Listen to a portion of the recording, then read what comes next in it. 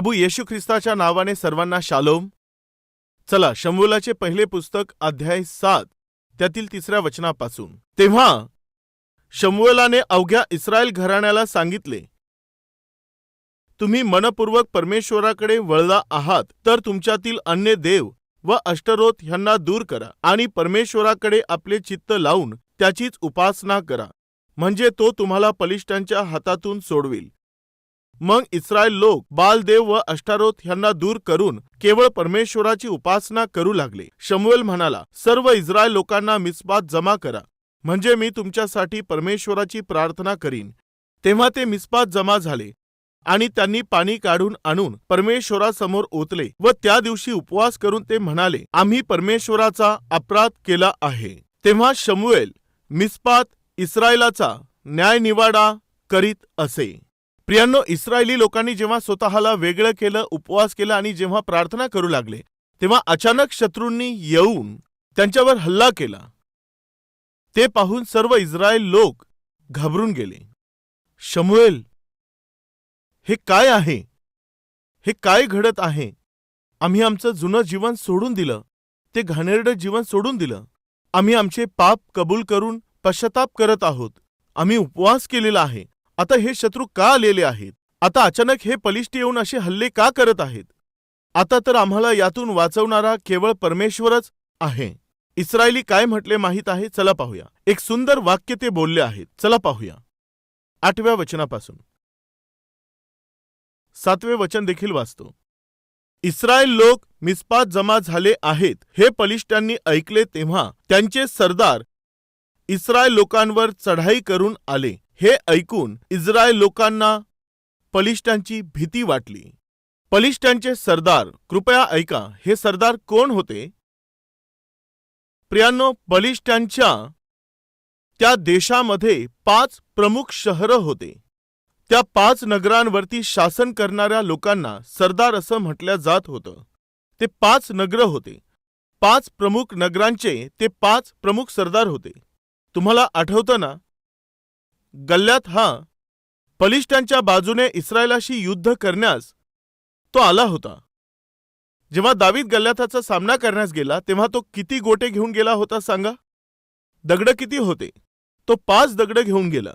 पण गल्ल्याथाला त्याने किती दगडांनी मारलं? केवळ 1 दगड त्याने गोफणीत घालून ती गोफण फिरवून त्याने त्याला मारून पाडलं. मग एक व्यक्ती असताना त्याने 5 दगड का गोळा केले? कृपया लक्षात घ्या, तिकडे एकच व्यक्ती दिसत आहे, परंतु त्याच्या बरोबर 4 होते. सर्व मिळून 5 जण. 5 नगरांचे 5 पुढारी म्हणजे 5 सरदार. त्या 5ंनाही मारायचं आहे या उद्देशाने दावीद 5 दगड घेऊन गेला. ज्यांनी शमशोनाला बंदी बनवलं हे तेच 5 सरदार होते.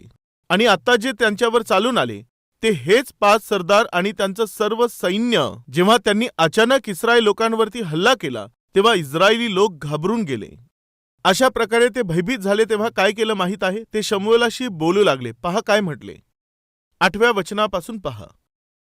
इस्रायल लोक शमूएलाला म्हणाले, आमचा देव परमेश्वर ह्याने आम्हाला पलिष्ठांच्या हातातून सोडवावे, म्हणून त्याची काकळूत करण्याचे थांबू नका.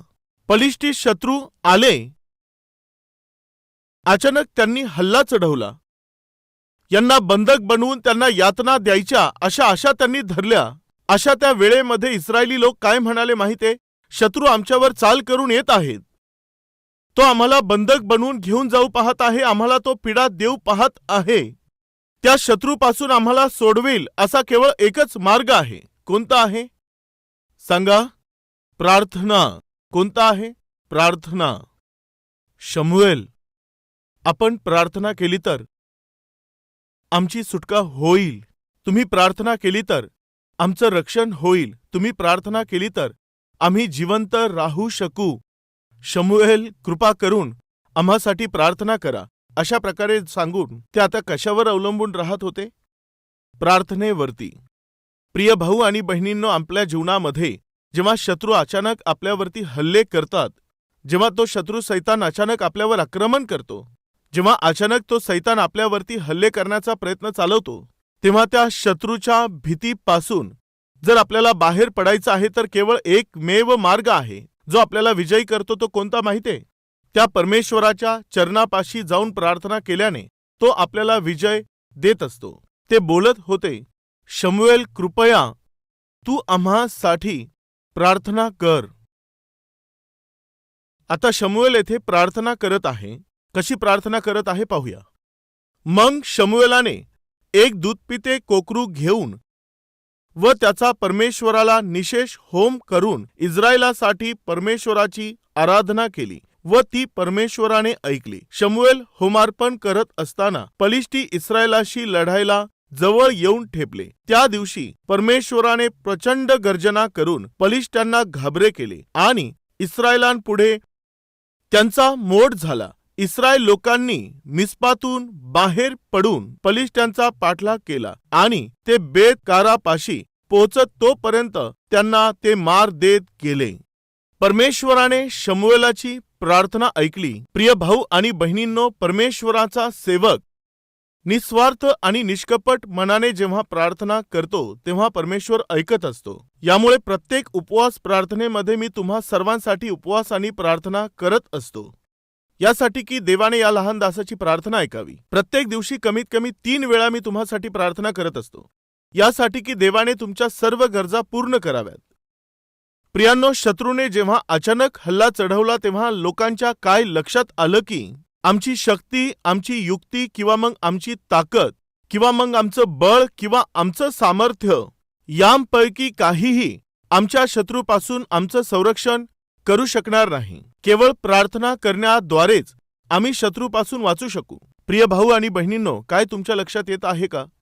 आज तुमच्या जीवनामध्ये तुमचा शत्रू कोण आहे? असं काय आहे ज्याने तुमची शांती हिरावली आहे? कोण आहे जो पुन्हा पुन्हा तुमच्या जीवनात भीती आणत आहे, घाबरवून सोडत आहे, तुम्हाला शांती रहित करत आहे, तुम्हाला धमकावत आहे? एकदा विचार करा. आज तुम्हाला घाबरवणारी एखादी परिस्थिती असेल किंवा कोणी मनुष्य असेल, जर त्यांची मान खाली झुकवण्यासाठी किंवा परिस्थिती तुमच्यापासून दूर पळण्यासाठी काय केलं पाहिजे माहितीये? एकांतात देवाच्या सानिध्यात जाऊन गुडघ्यांवरती येऊन परमेश्वराच्या चरणांपाशी शरण जायचं आहे. तेव्हा देव मेघांची गर्जना करेल. तो देव तुमच्या शत्रूंच्या मनात भीती उत्पन्न करेल आणि तसंच तो शत्रू तुमच्यापासून पळून जाईल असं तो करेल. ज्या शत्रूंना इस्रायली लोक भयभीत होऊन घाबरत होते, ते सर्व शत्रूच त्या इस्रायली लोकांना घाबरून जातील असं देवाने कार्य केलं. ऐका प्रिय भाऊ आणि बहिणींनो, आज ज्या लोकांना तुम्ही घाबरत आहात, ज्या व्यक्तीला घाबरत आहात, ज्या परिस्थितीला आज तुम्ही घाबरत आहात, त्यांनाच तुमच्या नावाची भीती वाटेल असा माझा देव करेल. कधी करेल? जेव्हा तुम्ही देवाच्या चरणापाशी जाऊन प्रार्थना कराल तेव्हा. जेव्हा शमूएलाने देवाच्या चरणापाशी जाऊन प्रार्थना केली तेव्हा काय घडलं? एक मोठं असं अद्भुत कार्य घडलं. यांच्यावरती हल्ला करण्यासाठी आलेले सर्व पलिष्टी लोक, देवाने त्या सर्व लोक ते पळून जातील असं केलं. एवढंच नाही, त्यानंतर पुढे काय झालं चला पाहूया. आणखी काय घडलं होतं पाहू. आणि इस्रायलांपुढे पलिष्ट्यांचा मोड झाला. 11वे वचन पहा. इस्रायल लोकांनी मिस्पातून बाहेर पडून पलिष्ट्यांचा पाठलाग केला आणि ते बेतकारापाशी पोचत तोपर्यंत त्यांना मार देत गेले. मग शमूएलाने एक शिळा घेऊन ती मिस्पा व शेन ह्यांच्या दरम्यान उभी केली व तिला एबनेझर हे नाव देऊन म्हटले की एतवर परमेश्वराने आमचे सहाय्य केले आहे. ठीक आहे, पुढचं 13वे वचन देखील वाचू. ह्या प्रकारे पलिष्टी पराजित झाल्यावर ते पराजित झाले. प्रियांनो, त्यांना पराजित करण्यात आलं. वर चालून आलेल्या त्या शत्रूंना परमेश्वर देवाने काय केलं प्रियांनो? पराजित करून टाकलं. आज आपल्यामध्ये कुणी आहेत का? माझ्यावरती चाल करून येणाऱ्या त्या शत्रूला पराजित झालं पाहिजे. माझ्यावरती चालून येणाऱ्या ज्या आर्थिक अडचणी आहेत त्या दूर झाल्या पाहिजेत. माझ्या जीवनामध्ये चालून येणारे हे आजार, चालून येत असणाऱ्या समस्या त्या दूर झाल्या पाहिजे. ही आशा बाळगणारे कोणी आहेत का? हात दाखवा. त्या काळी इस्रायली लोक ज्या शत्रूंना घाबरून गेलेले होते त्यांना परमेश्वर देवाने काय केलं? पराजित करून टाकलं. हे जोराने बोला. माझ्या शत्रूंना माझा परमेश्वर देव अगदी लवकरच पराजित करणार आहे. विश्वास ठेवणारे टाळ्या वाजवा. एवढंच नाही, पुन्हा 13वे वचन वाचत आहे. ह्या प्रकारे पलिष्टी पराजित झाल्यावर पुन्हा इस्रायलाच्या मुलखामध्ये आले नाही. ते पुन्हा इस्रायलाच्या मुलखामध्ये आले नाही. म्हणजे याचा अर्थ काय आहे? हे जे पलिष्टी लोक होते ते पुन्हा कधीही इस्रायलाच्या देशाकडे आले नाहीत. का माहिती आहे? नको. विनाकारण जीव धोक्यात का घालायचा? कमीत कमी ते इस्रायलाच्या देशाकडे पुन्हा वळले नाहीत. भाऊ आणि बहिणींनो, ऐका. परमेश्वर देव तुम्हाला एवढं जास्त आशीर्वादित करू इच्छित आहे की यापूर्वी ज्यांनी तुम्हाला धमकावलं, जे तुमच्या विरोधात उभे राहिले, ते लोक तुमच्याकडे पाहून घाबरून जातील असा माझा देव तुम्हाला बनवणार आहे. हे माझ्या देवासाठी शक्य आहे. जेव्हा तुम्ही माझ्या देवाच्या चरणापाशी जाल व देवा, तूच माझा आश्रय आहेस, तूच माझा आधार आहेस. मला धमकवणारे, मला घाबरवून सोडणारे माझ्या आयुष्यामध्ये बरेचसे हे लोक आहेत. त्या सर्वांशी मी एकटा सामना करू शकत नाही, पण तू माझ्या बरोबर आहेस, तर हे पुरेसं आहे देवा. अशी प्रार्थना जेव्हा तुम्ही कराल, तेव्हा तुम्हाला जे धमकावत आहेत, घाबरवित आहेत, त्यांना माझा देव पराजित करून त्यांची तुमच्याकडे पाहण्याची हिंमत होणार नाही. ते पळून जातील आणि पुन्हा कधी दिसणार नाहीत. असं माझा देव घडवून आणेल. ते पलिष्टी त्यांनी इस्रायलाच्या मुलखाकडे जाण्याचा पुन्हा कधीच विचार केला नाही, कारण देवाने अशा प्रकारे त्यांना पराभूत केलं. तेवढ्यावरच थांबलेलं नाही प्रियांनो. त्यानंतर आणखी एक गोष्ट आहे, पाहूया जरा. 14वे वचन मी वाचत आहे. एक्रोनापासून गतपर्यंत जी नगरे पलिष्ट्यांनी इस्रायलापासून घेतली होती, ती पुन्हा त्यांच्या ताब्यात आली आणि त्यांच्या आसपासचा प्रदेशही इस्रायलाने पलिष्ट्यांच्या ताब्यातून सोडवला. त्या काळात इस्रायल व अमोरी लोक ह्यांच्यात स्वस्थता होती. म्हणजे पलिष्ट्यांनी जे काही यांच्या हातातून हिसकावलेलं होतं, जे प्रांत आणि जे क्षेत्र त्यांनी घेतलेले होते, जे काही लुटलेलं होतं, ते सर्व काही परत मिळवून त्यांना देऊन टाकलं. प्रिय भाऊ आणि बहिणींनो, जेव्हा तुम्ही प्रार्थना करून गुडघे टेकाल आणि देवाच्या चरणापाशी शरण जाल, त्या सैतानाने तुमच्याकडून जे काही हिरावून घेतलं आहे, त्याने तुमची नोकरी बळकावलेली आहे का? तुमचं प्रमोशन हिरावलं आहे का? तुमची संपत्ती त्याने हिरावलेली आहे का? तुम्ही ज्यांच्यावर प्रेम करता, तुमच्या पतीला, पत्नीला किंवा तुमच्या मुलांना तुम्हापासून दूर केलं का? त्याने ज्यांना तुमच्यापासून दूर केलेलं आहे, जे जे तुमच्याकडून हिरावून घेतलं आहे, ते सर्व काही माझा परमेश्वर देव तुम्हाला पुन्हा परत करणार आहे. जेव्हा तुम्ही देवाला शरण जाल, परमेश्वराच्या सानिध्यात याल, तुमचं सर्व काही परमेश्वर पुन्हा तुम्हाला मिळवून देईल. त्या दिवशी हेच घडलं. इस्रायली लोकांनी जे नगर गमावले होते, परमेश्वराने पुन्हा त्यांना ते मिळवून दिले. एवढंच नाही, इस्रायली लोकांचा आणखी एक शत्रू होता. तो कोण होता पाहूया. 14व्या वचनाची शेवटची लाईन. त्या काळात इस्रायल व अमोरी लोक ह्यांच्यात स्वस्थता होती. 15वे वचन.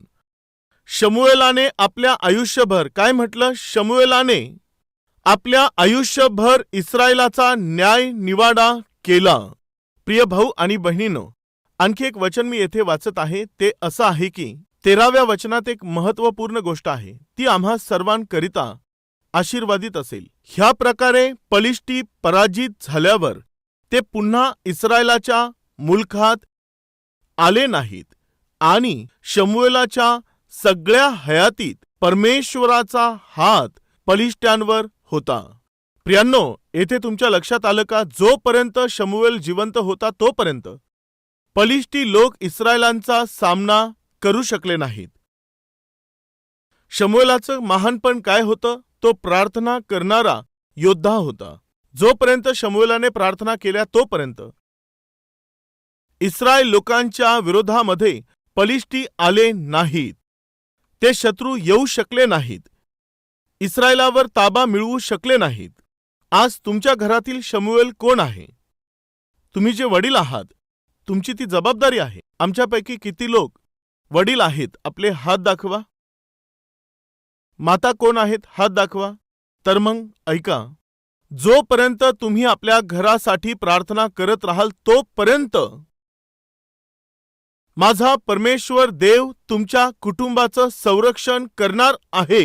तो त्यांचं रक्षण करणार आहे, त्यांचा सांभाळ करणार आहे. तुमच्या चहूबाजूला, तुमच्या पतीच्या चहूबाजूला, पत्नीच्या चहूबाजूला, मुलांच्या चहूबाजूला, तुमचं घर आणि तुमच्या नोकरीच्या चहूबाजूला, तुमचा उद्योग, तुमची नोकरी यांच्या चहूबाजूला माझा परमेश्वर देव आपल्या संरक्षणाचं कुंपण तो घालणार आहे. कारण शमूएलाच्या आयुष्यभरामध्ये इस्रायलांच्या विरोधामध्ये हल्ला करण्याची हिम्मत कोणत्याही शत्रूंनी केली नाही. याचं कारण होतं की शमूएल हा प्रार्थना योद्धा होता आणि शमूएलाची प्रार्थना परमेश्वर देवाने ऐकून इस्रायल देशाच्या चहूबाजूला परमेश्वर देवाने एक कुंपण घातलं. आई वडील या नात्याने तुम्ही केलेल्या प्रार्थनेमुळे परमेश्वर तुमच्या कुटुंबाच्या अवतीभोवती कुंपण घालेल, तुमच्या मुलांभोवती कुंपण घालेल. यामुळे आई आणि वडिलांनो, प्रार्थनेचं जीवन सोडू नका. प्रार्थनेकडे दुर्लक्ष करू नका. देवाच्या उपस्थितीमध्ये गुडघे टेकणं बंद करू नका. ज्या वेळेला तुम्ही प्रार्थना करणं सोडून देत असता तेव्हा सैतानासाठी तुम्ही दारं उघडत असता, तेव्हा तो येऊन तुमच्यावर आणि मुलांवरती हल्ले करू लागतो. ऐका प्रिय भाऊ आणि बहिणींनो, शमशोन हा अतिशय शक्तिशाली होता, पण तो त्याच्या ताकदीने शत्रूंवरती विजय मिळवू शकला नाही. शाऊल हा एक राजा होता, त्याने आपल्या सर्व युद्धाची पूर्ण ताकद लावून देखील तो शत्रूंशी जिंकू शकला नाही. शमूएलाने न तर तलवार घेतली किंवा भाला घेतला, परंतु तो परमेश्वराच्या चरणांना धरून आपल्या देशाचं संरक्षण करू शकला, विजय मिळवू शकला. शत्रू पराजित होतील असं त्याने केलं. तुमच्या काय लक्षात येत आहे? तलवार आणि भाला यांच्यापेक्षाही सामर्थ्य आहे एका प्रार्थनामय असणाऱ्या व्यक्तीचं जीवन. प्रियांनो, तुम्ही, मी आणि आपण प्रार्थना करणाऱ्या एका आई वडिलांप्रमाणे, आत्मिक व्यक्तीप्रमाणे जर राहू तर ते प्रार्थनामय जीवनच आपल्या जीवनातील शत्रूंचं मागमूस राहू देणार नाहीत. जे आपल्याला धमकावत आहेत, घाबरवित आहेत, अशा लोकांना आपल्यापासून दूर करेल आणि त्याचप्रमाणे आम्हाला दाबून टाकणाऱ्या सर्व परिस्थितींनाही आम्हापासून दूर लोटणारी अशी ती केवळ प्रार्थनाच आहे.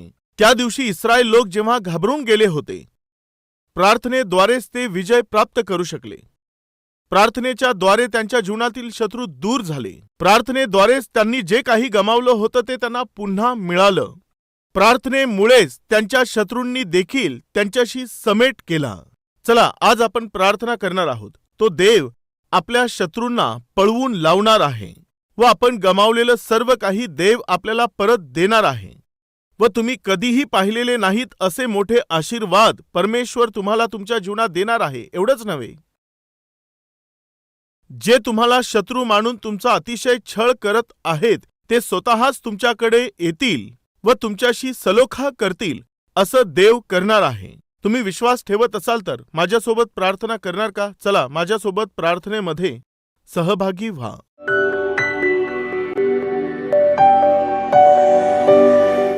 महान पवित्र प्रेमळ परमेश्वर देवा, अगदी सरळ व स्पष्टपणे देवा, ज्या प्रकारे शमूएलाच्या प्रार्थनेने इस्रायली लोकांचं जीवन प्रभावित केलं व इस्रायलाचं संरक्षण केलं, शमूएलाच्या आयुष्यभर कोणत्याही शत्रूंनी शमूएलाच्या विरोधामध्ये देवा ते उभे राहू शकले नाहीत. हे किती मोठं सौभाग्य आहे देवा. त्याचप्रमाणे आई वडील या नात्याने जोपर्यंत आम्ही प्रार्थना करू, शत्रूंनी आमच्या मुलांच्या, आमच्या घराण्याच्या विरोधामध्ये उभा राहू नये यासाठी देवा चहूबाजूने कुंपण घालून प्रार्थनामय जीवन जगण्याची कृपा तू आम्हाला दे. आम्ही आमच्या ज्ञानबुद्धीवर अवलंबून न राहता तर प्रार्थनेवरती अवलंबून राहून सुरक्षित असं जीवन जगण्याची कृपा आम्हाला दे देवा. देवा, जेव्हा आम्ही तुझ्या चरणापाशी येऊन प्रार्थना करू तेव्हा परमेश्वरा, आमच्या शत्रूंना तू आमच्या अधीन करशील. त्या शत्रूंवरती तू आम्हाला विजय मिळवून देशील.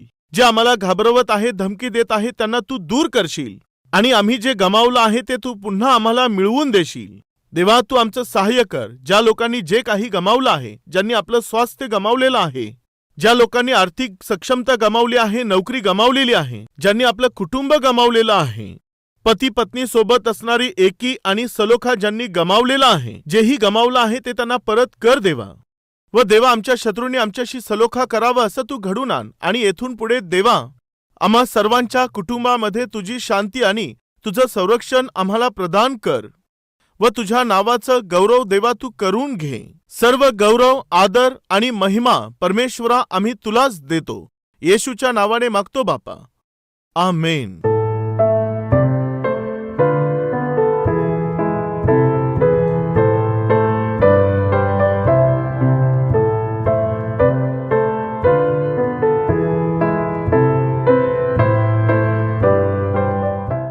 आमचा पत्ता Calvary, post box number 30, Kukatpally, Hyderabad 72.